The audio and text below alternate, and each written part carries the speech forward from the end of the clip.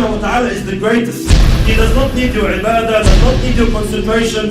Allah is not waiting for your charity. Allah's kingdom and dominion does not increase with your dhikr and tasbih and ruku' and sujood. We need Allah. We need Allah. We need Allah.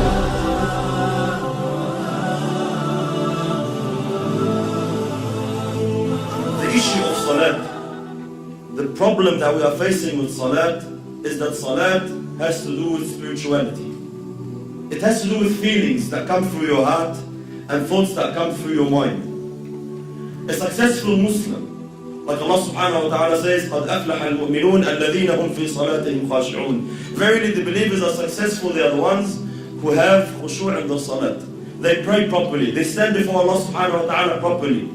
A crucial step, a crucial cornerstone in achieving this target is to know who you're standing in front of. Who are you speaking to? Which words are you reading? These feelings, this set of feelings, they have to come through your heart, and the more they take you on, the more they are in your heart, the better your salat is. And the weaker these thoughts and feelings come to your heart, the weaker your prayer is.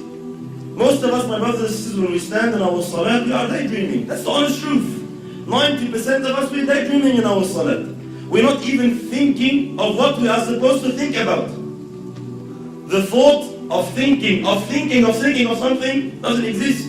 Why? Because the intention is not there, the strength is not there, the understanding is not there. This is why briefly, inshallah, what feelings, what emotions must come through our hearts standing before Allah subhanahu wa ta'ala? How can we assist? How can we basically amplify these feelings? Number one, knowing who Allah subhanahu wa ta'ala is. Who am I talking to? Who am I standing in front of? Allah subhanahu wa ta'ala, my brothers and sisters, does not need us. Allah subhanahu wa ta'ala is the greatest. He does not need your ibadah, does not need your concentration. Allah is not waiting for your charity. Allah's kingdom and dominion does not increase with your dhikr and tasbih and ruku' and sujood. We need Allah. We should be honored. Every single one of us, the second you make takbir, the second you say Allahu Akbar, should be honored.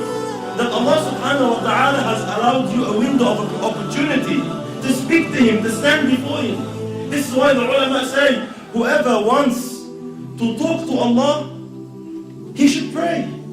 You want to talk to Allah, start praying. When you're praying, you are directly, with no barriers, with no intermediaries, with no interpreters, you are speaking to your Lord, your Creator. This is why very, very important that we realize who we're talking to, my brothers. It's a small brief hadith. You know, Allahu Akbar, the understanding we should have who Allah subhanahu wa ta'ala is. Muhammad sallallahu alayhi wa sallam says in the authentic hadith, أَطَّتِ السَّمَاء وَحُقَّ لَهَا أَنْ طَئِتْ. The heavens have squeaked. You know, when you jump on a horse or a camel, the saddle makes a squeaky noise from the weight. أَطَّتِ السَّمَاء وَحُقَّ لَهَا أَنْ طَئِتْ. The heavens have squeaked, and they have a right to squeak. مَا فِيهَا مَوْضَعَ أَرْبَعَ أَصَابِعَ. Our Prophet is saying, our teacher is saying, sallallahu alayhi wa sallam, there's no space of 4 fingers in all this universe, إِلَّا وَمَلَكٌ سَاجِدٌ لِلَّهِ تَعَالَى, except that there is an angel who has prostrated his head before Allah subhanahu wa ta'ala.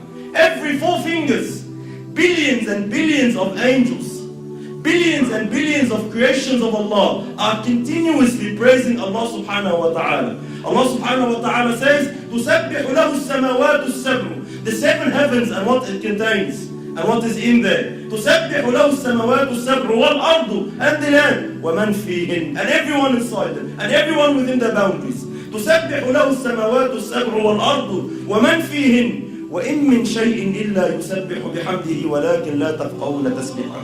Everything is praising Allah. Rock, land, tree, whatever it is praising Allah, glorifying Allah. وَلَكِنْ لَا تَفْقَهُونَ تَسْبِيحَهُ إِنَّهُ كَانَ حَلِيمًا. But you don't understand, you don't comprehend the praise, you can't hear the praise. But everything is praising Allah. Allah is not in need of you. Allah is not in need of you standing, feeling obliged like most of us. Why do we pray? Majority of us, my brothers, we pray to offload the obligation. Alhamdulillah, I finished my salat. If you come and stand before Allah with this intention, are you unaware that Allah subhanahu wa ta'ala knows exactly what is going through your heart at that stage? When you come and say, I just want to get dhuhr over and done with. These feelings that come to us, we don't say them in public. No one can say, Allah, خلصنا بقى, let's pray. No one says that. No one says to his man, Allah, get over and done with, خلص. We say, let's go pray over in my heart. Allah, please, let's go. Let's go, over and done with. This feeling that I'm praying just to offload the burden of salat is not the right feeling you should have. You should be honored, my brothers and sisters, wallahi, in issues of dunya. When we deal in our dunya here, with human beings like us, wallahi, subhanallah, if you stand in front of someone you're afraid of, like a judge in court, or a bully of some sort in Auburn, or a president, a prime minister, an ASIO agent, wherever you stand in front of, what happens to you naturally, without no motivation, without no one to have to give you a 7-step course on how to fear him? Naturally speaking, subhanallah, your heart starts pounding. You feel something. When you stand in front of the judge and he's about to announce the decision whether you'll cop 15 years in jail or not, your heart starts pounding naturally. No one needs to give you a course. Why? Because we are aware who this person is. I know who he is. I know what authority he has. I know what he can do. I know what he can decide now. He can wreck my life. And because I know this, naturally the feeling, the emotion comes naturally. The problem is when we deal with Allah, these feelings do not exist. You stand before Allah and you're daydreaming. We all know Allah knows what's in your heart. But it does not move anything in you. Every blue moon, every now and then, maybe in Ramadan when you're feeling down, something that you're going through trouble with your family, you want to get married, you get some emotion. Other than that, our salat is just far off where it should be. Why? We are unaware who you are standing in front of. The understanding that Allah now subhanahu wa ta'ala has allowed you to speak to Him. Wallahi, my brothers and sisters, wallahi, we see Muslims in this dunya, they get to meet a sinner, let's say an actor or an actress or a pop star of some sort, and they are so overwhelmed by the fact that they had an opportunity to get his signature or her signature. They're just so overwhelmed. They would say, they'll be speechless. I'm actually standing in front of you, I can't believe it. And they'll be so, they'll be so touched that, he's allowed them 5 minutes of his time. We have these feelings with mashayikh even. Sometimes the super sheikh comes from overseas and we find all the boys and they're Allah Akbar, I'm giving him salam, I can't believe it. Subhanallah, every time I see such a situation, it always reminds me of Allah. Subhanallah, who is this person? Regardless, all ranks preserved. Who is this person? The Shaykh once said, imagine if you were to meet Muhammad sallallahu alayhi wa sallam, what would you feel? Imagine if Rasulullah sallallahu said, I'll give you 5 minutes of my time, come meet me. What would you think? Would you daydream? Would you be sitting with Rasulullah thinking of your wife? Would you be sitting in front of Muhammad sallallahu alayhi wa sallam thinking about work? No way on earth. Why? Prophet of Allah is here. You'll be taken. You'll be absorbed in the discussion. But subhanallah, we stand before Allah every day 5 times daydreaming. Why? We are unaware who Allah subhanahu wa ta'ala is. And how patient is Allah? How merciful is Allah subhanahu wa ta'ala, my brothers?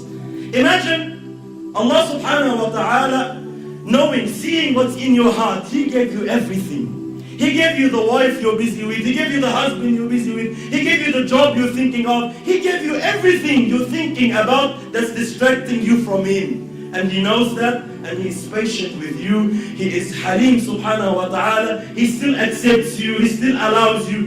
Subhanallah. Imagine a prime minister allows a peasant to come and meet him for 5 minutes. Says, all right, you have problems, come. I'll allow you to meet the prime minister. But the peasant comes, he enters the office, and he starts playing with things around in the office, forgets about the prime minister. What will happen to this guy? He'll be banned. You will never ever have a chance to meet the Prime Minister again. Why? You're an idiot.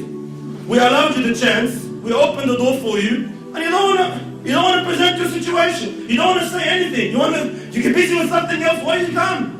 Likewise, imagine Allah subhanahu wa ta'ala, the King of Kings, 5 times a day allows you an opportunity to speak to Him, to complain to Him, to beg of Him, to ask of Him, and you are daydreaming. And Allah subhanahu wa ta'ala still allows you. Allah doesn't ban you. Allah doesn't say, this guy is disrespectful. No, Allah is patient. Allah waits subhanahu wa ta'ala. You will understand. You will come back. So very, very important. Step 1, who Allah subhanahu wa ta'ala is.